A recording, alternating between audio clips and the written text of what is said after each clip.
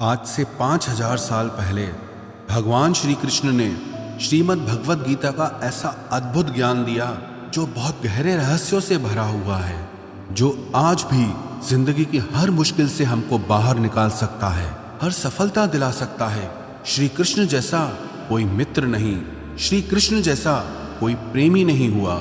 श्री कृष्ण का चरित्र इतना दिव्य और अद्भुत है जिसके बारे में विचार करके आज भी लोग चकरा जाते हैं। आज हम उन्हीं श्री कृष्ण के जीवन और ज्ञान से 11 चीजें सीखेंगे जो हमारी जिंदगी को पूरी तरह बदल सकते हैं।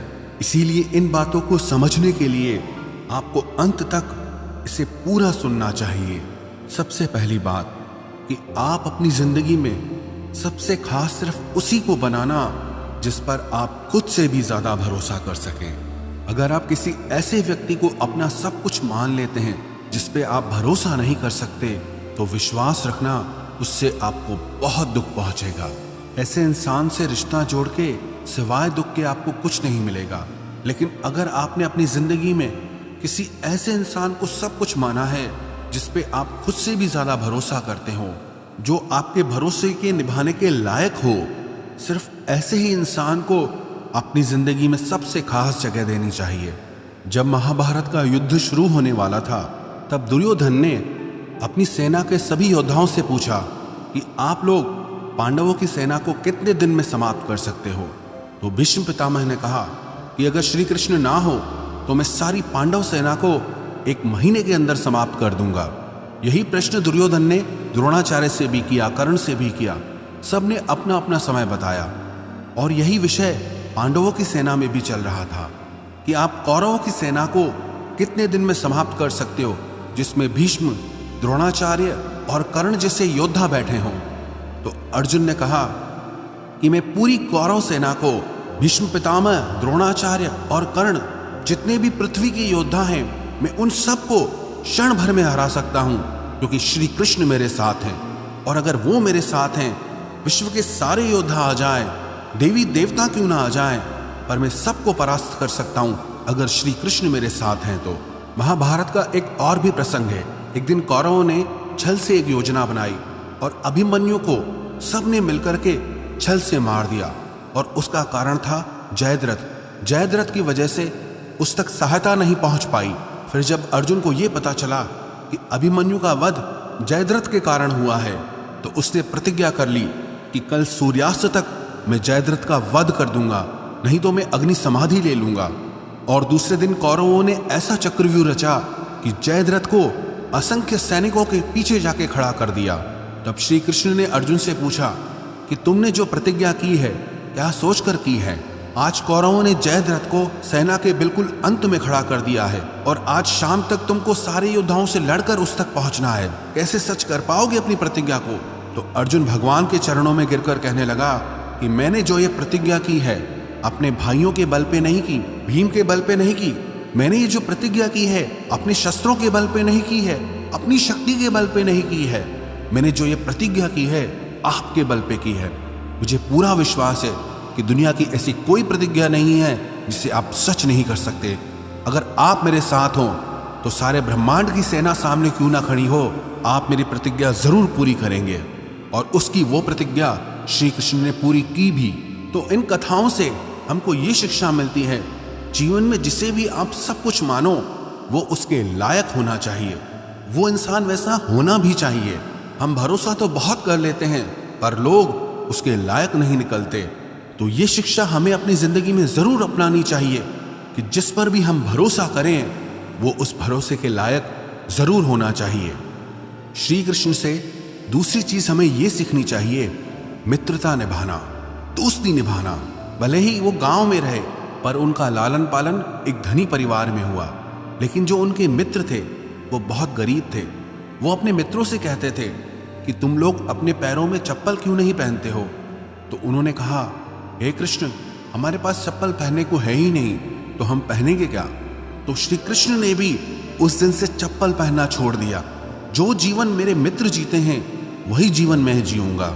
अगर कोई ऐसी चीज जिसे मेरे मित्र ले नहीं सकते, खा नहीं सकते, वो मैं भी नहीं खाऊंगा, वो मैं भी नहीं लूंगा। एक मित्र था भगवान कृष्ण का जिसका नाम था सुदामा। वो अयाची ब्राह्मण था, मतलब कि वो कभी किसी से मांगता नहीं था और उसकी वजह से उसको दान दक्षिणा मिलती भी नहीं थी। एक दिन उसकी पत्नी ने कहा कि श्री कृष्ण तो तुम्हारे मित्र हैं, सखा हैं, द्वारिका के राजा हैं, स्वर्ण की नगरी है उनकी, तुम उनसे जाके मदद क्यों नहीं मांगते? तो सुदामा बोला कि मैं अपने मित्र से कैसे मांग सकता हूँ, मैं तो कभी किसी से कुछ नहीं मांगता। तो उसकी पत्नी ने बोला, अपने लिए मत मांगो, अपने बच्चों के लिए तो मांगो। जब सुदामा यात्रा करके द्वारिका पहुंचा तो काफी दिन तक वहां पर रहा, पर इतने दिन तक रहने के बाद भी वो श्री कृष्ण से अपने लिए कुछ मांग ही नहीं पाया। लेकिन श्री कृष्ण उसकी सारी स्थिति समझ गए। जब वो द्वारिका में रह रहा था, उन्होंने अपने लोग भेजकर उसके शहर में उसके लिए सुंदर महल तैयार करवा दिया। काफी दिन रहने के बाद जब सुदामा वापस गया तो वो बहुत खुश था कि मैं श्री कृष्ण से मिलकर आया हूं, पर मन में दुख भी था कि मैं अपने लिए कुछ मांग ही न पाया। जब वो अपने घर पहुंचा तो देखा जहां उसका घर था वहां एक महल खड़ा हो गया है, दास दासियां खड़े हो गए और अपनी पत्नी को जब सोने के आभूषणों से ढका देखा तो वो हैरान हो गया। सुदामा कहने लगा कि ये सब आया कहां से?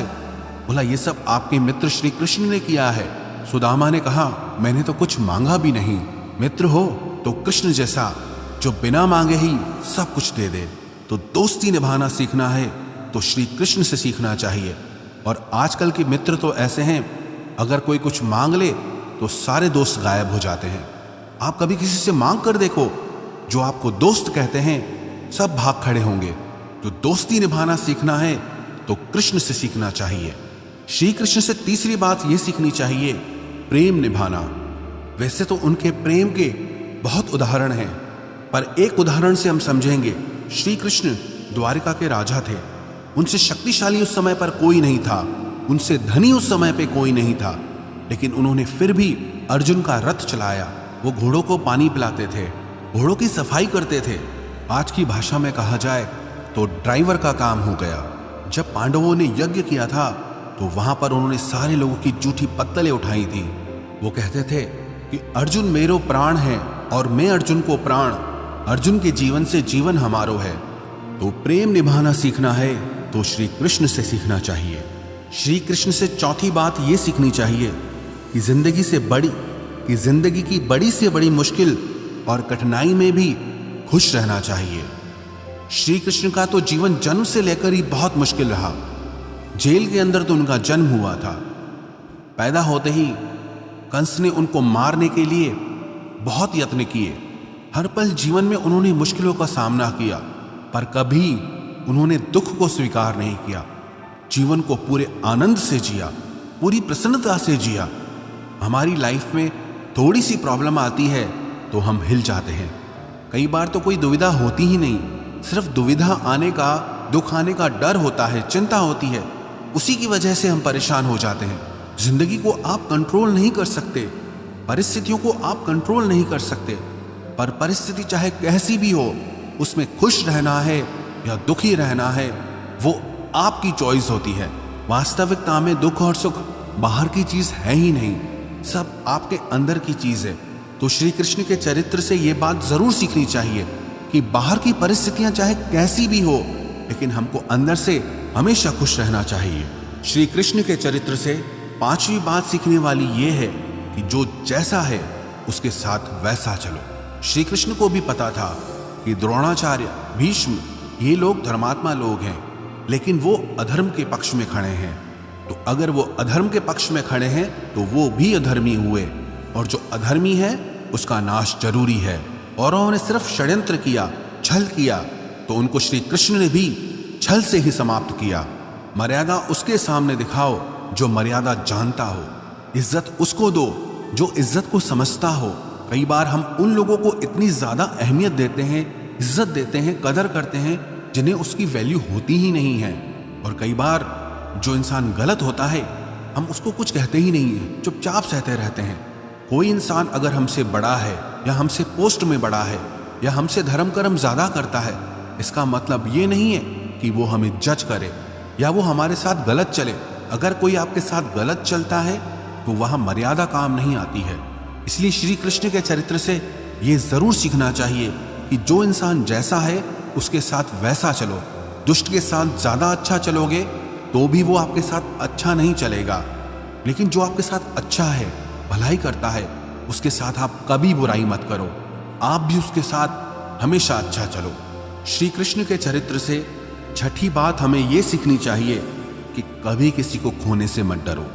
जब महाभारत का युद्ध समाप्त हो गया, तब श्री कृष्ण को लगा कि जो मेरे वंशज है, जो यादव हैं, वो इस समय पृथ्वी पे सबसे ज्यादा शक्तिशाली हैं, उन्हें कोई मार नहीं सकता।